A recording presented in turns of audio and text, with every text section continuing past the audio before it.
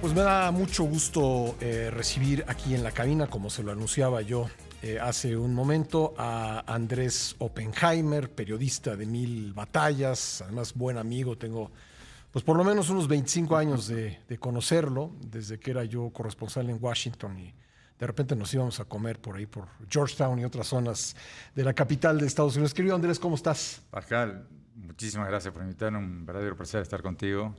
En vivo, en el estudio, no por Zoom. Sí, como me decías hace rato, nos damos cuenta que somos tridimensionales. No tenemos la cara chata.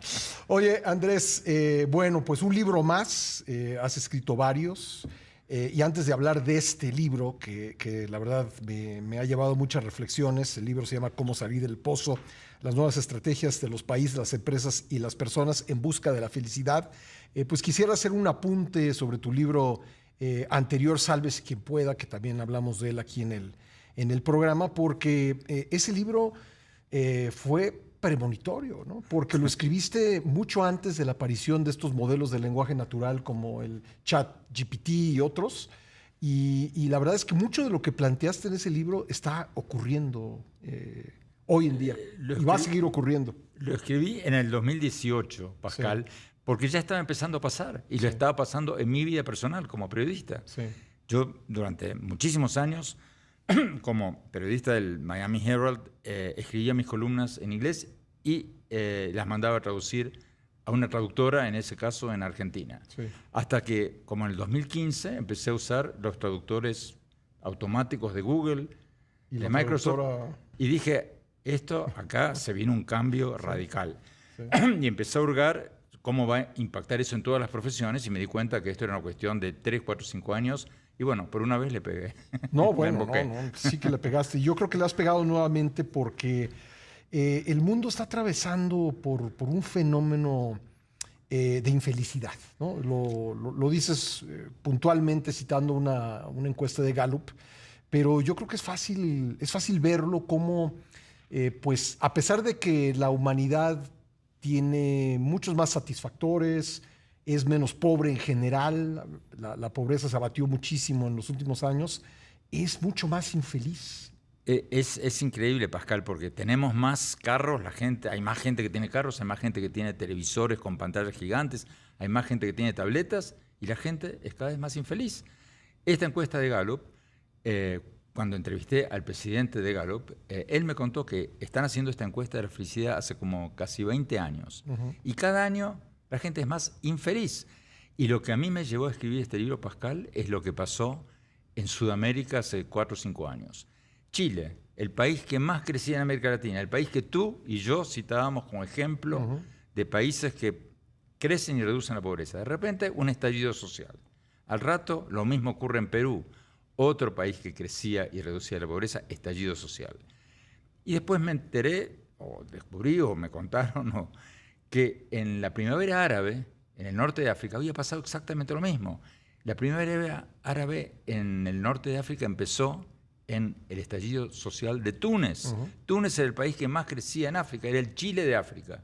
Y sin embargo, la gente se volcó a la calle a protestar.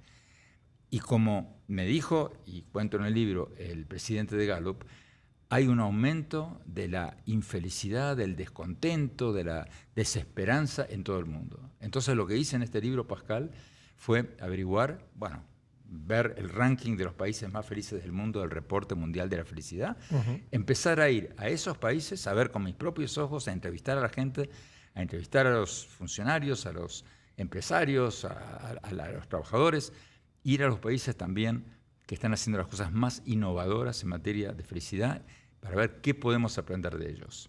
Y encontré unas cosas espectaculares. Y lo que encontré, Pascal, es que todo lo que decíamos antes de Chile, es cierto. El crecimiento económico es indispensable. El que diga que no lo es, está vendiendo humo. Pero no es suficiente. Pero no es suficiente. Sí. Tenemos que agregarle nuevas políticas que surgen de esta nueva economía de la felicidad. Ahora, déjame ponerme un poco conceptual para pues ir puntualizando cosas. La felicidad a partir de tu investigación y todo lo que has aprendido sobre esto se conjuga con el verbo ser o estar. Es decir, ¿uno es feliz o uno está feliz? Definitivamente con el verbo ser. Porque, Pascal, hay dos tipos de encuestas de felicidad. Tú habrás visto algunas que muestran que México, Paraguay, Costa Rica salen primeros en el ranking de felicidad. Pero eso es una felicidad entendida como alegría. Es un fenómeno momentáneo. Sí. Eso surge de encuestas en que le preguntan a la gente cuántas veces sonreíste en las últimas 24 horas. Que por cierto hoy es el día de la sonrisa. En esas encuestas, los latinoamericanos salimos fantásticos. Porque nos gusta la fiesta, nos gusta la pachanga. Pero esas encuestas son engañosas, Pascal, porque si les preguntas a los latinoamericanos cuántas veces se sintieron con coraje, con rabia, con enojo, frustrados en las últimas 24 horas, también salimos primeros. Entonces, esas encuestas no son tomadas muy en serio por los expertos. Las encuestas que realmente son tomadas en serio, que son las que aparecen en este reporte mundial de la felicidad, son en las que le preguntan a la gente ¿cuán satisfecho estás con tu vida en una escala del 1 al 10? Y cuando te pregunto cuán satisfecho estás con tu vida, ahí te estoy preguntando otras cosas. Te estoy preguntando si tienes un buen techo donde dormir, si tienes comida para llegar a fin de mes, si tienes una vida más o menos digna. Es un concepto mucho más amplio que la alegría momentánea. Por eso mi respuesta es ser, no estar. Y además, si eres feliz en el contexto de las relaciones sociales, ¿no? Eso es importantísimo, Pascal. Una de las muchísimas cosas que cuento en el libro, que me sorprendió al principio del libro, cuando voy a estos países escandinavos que salen primeros en el ranking de la felicidad, Pascal, me fue imposible conseguir ninguna entrevista después de las 4 de la tarde. Porque todo el mundo que llamas o que pides una entrevista, a las 4 de la tarde se va a su clase de Reiki, a su club de observadores de pajaritos. Incluso contaste que te cortaron una entrevista porque el tipo tenía una clase de karate, ¿no? Sí. Mira, los nórdicos parecen y son fríos, distantes, hasta aburridos, pero tienen una vida comunitaria mucho mayor que la nuestra. Nosotros los latinoamericanos somos familiares, amigos, tenemos muchos amigos, pero nuestra vida comunitaria, con grupos sociales fuera de nuestro núcleo familiar, es muy reducida comparada, y eso los hace muy felices. Un ejemplo que doy comparando Dinamarca con México. Dinamarca tiene un paisito de 6 millones de habitantes, tiene 3 veces más asociaciones de coleccionistas de estampillas que México. Sí, creo que ahí está una de las claves, que la gente, digamos, sabe que vive en un entorno social que va más allá de su familia y lo vive. Bueno, y hay países que están tomando políticas públicas para incentivar eso. Por ejemplo, lo que cuento de los recetadores sociales en Gran Bretaña. Tú vas al médico en Gran Bretaña, le dices, doctor, me duele aquí, y el doctor te manda a hacer un análisis de sangre y vuelve al análisis y te dice, Pascal, tú no necesitas una receta médica, tú estás bien, no tienes nada. Necesitas una receta social, te manda a un recetador social, que es una nueva figura que se crearon en Gran Bretaña, y el recetador social te conecta con un coro, con un grupo de cine, con un grupo de teatro, llama al grupo de cine para que te reciban bien, te llama a ti al día siguiente para asegurarte que te gustó o para mandarte otro. Le ponen muchísimo énfasis a la vida comunitaria. Bueno, estamos conversando con Andrés Oppenheimer sobre su nuevo libro en Editorial Debate, Cómo salir del pozo, las nuevas estrategias de los países, las empresas y las personas en busca de la felicidad. Aquí hay 3 dimensiones en el título de tu libro: lo que las personas hacen en su ámbito íntimo para tratar de tener una vida más completa, pero también hay estrategias que hacen países, ¿no? Y empresas. Y empresas, ¿no? Pero hablando de los países, claramente Dinamarca, como tú lo planteas, es un... No, hay muchos ejemplo, países, ¿no? Pascal. Mira, no fui solo a los países más felices del mundo, fui también a India y a Bután. Y me encontré con cosas fantásticas. Por ejemplo, en India, en Nueva Delhi, todas las escuelas públicas tienen clases de felicidad. 1 hora por día, obligatoria.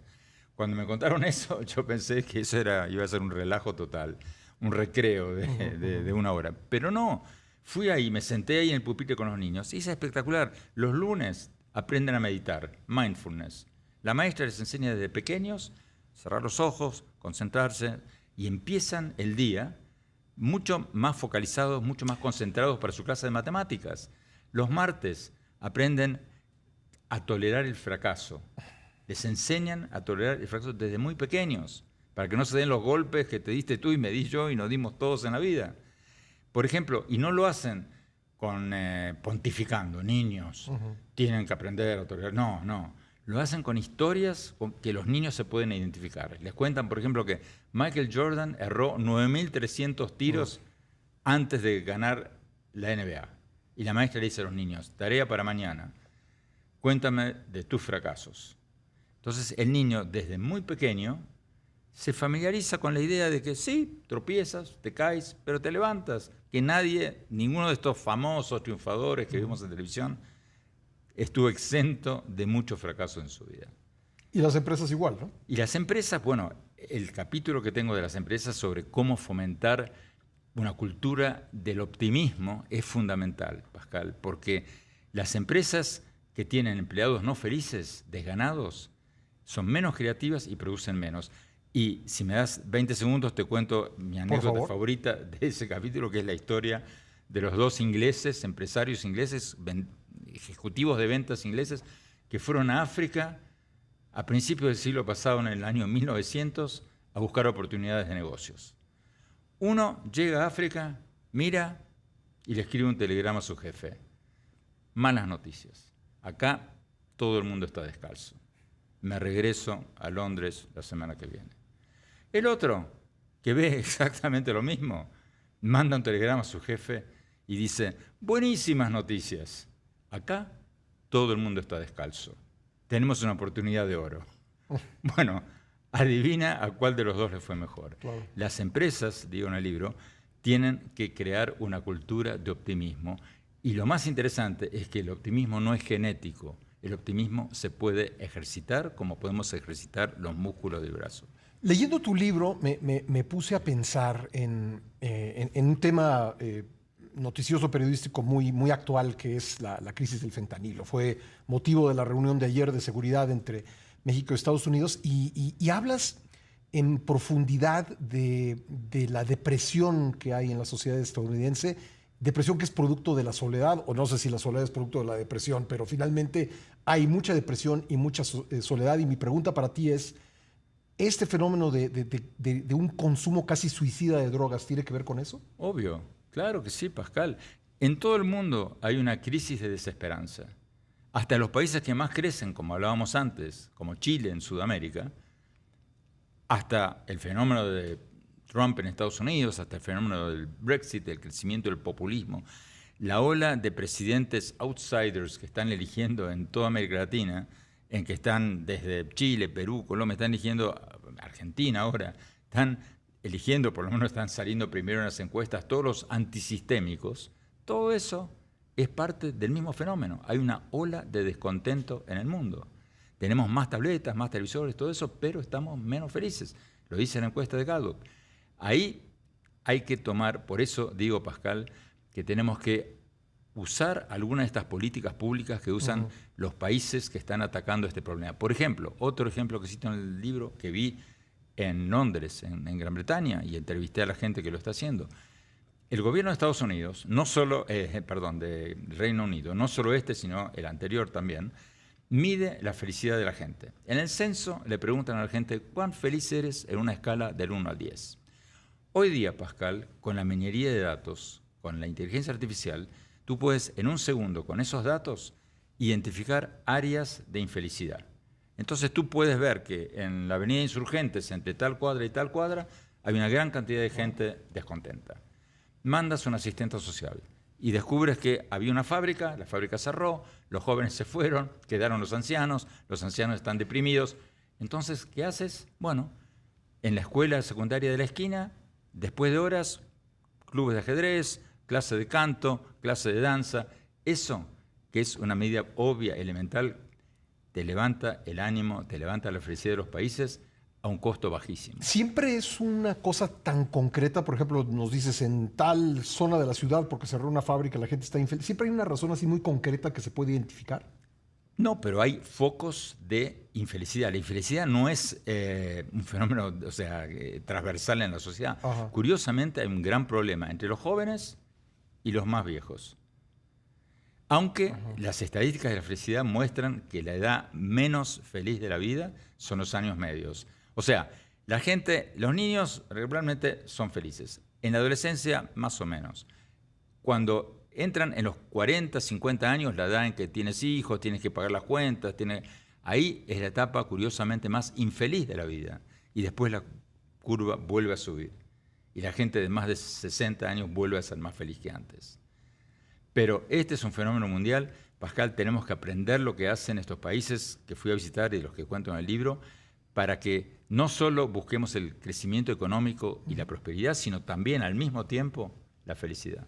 Estamos conversando con Andrés Oppenheimer sobre su libro Cómo salir del pozo. Andrés, una cosa más que me interesó de tantas de tu libro es la relación entre la felicidad y la confianza, y la felicidad, la confianza en los demás, y la felicidad y la corrupción. Digamos, poniendo confianza y corrupción en extremos opuestos. Hay muchos motivos de infelicidad en nuestros países, Pascal. Uno de ellos es la corrupción. La corrupción aumenta la infelicidad. Pascal, no es casualidad que el ranking de los países más felices del mundo, del Reporte Mundial de la Felicidad que sale todos los años, está encabezado por Dinamarca, Finlandia, Suecia, todos estos países nórdicos, que son los países, los mismos países que están en los primeros lugares en el ranking de corrupción, de transparencia internacional. Y viceversa, los países más infelices del mundo, como Venezuela, son los países que aparecen como más corruptos del mundo en el ranking de transparencia internacional. Entonces yo cito en el libro un estudio que me pareció fascinante de la Universidad de Michigan y la Universidad de Suiza, que tiraron 17.000 carteras en 300 ciudades de 40 países a ver cuánta gente las devolvía. Bueno. Con dinero. Con dinero, sí. Hicieron dos experimentos. Primero con dinero y después sin dinero. Y después la mitad y la mitad. Sí.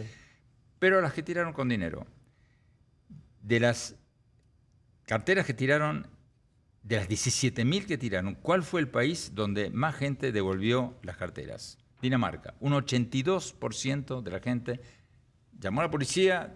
Me encontré esta cartera. Encontré esta cartera, aquí está. Adivina cuánta gente la devolvió en México. 18%. ¿Quedamos en último lugar? No, México, no. Perú quedó en último lugar. Pero Perú con 13%. Pero lo más triste todavía es que en el caso de México y Perú fueron los países donde más gente devolvió las billeteras vacías. Entonces...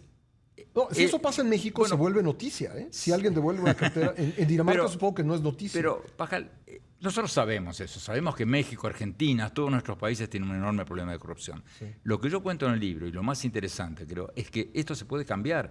No hay países biológicamente condenados al fracaso. Corea del Sur, Singapur, eran países muchísimo más corruptos que los nuestros, y hoy son el ejemplo.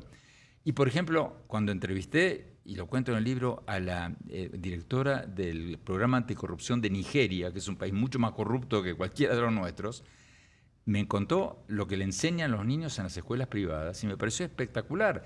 Por ejemplo, la maestra de los niñitos de primer grado o segundo grado, todos los días ejemplos prácticos. Ejemplo, hay un campeonato de fútbol en la escuela. Primero A juega contra primero B.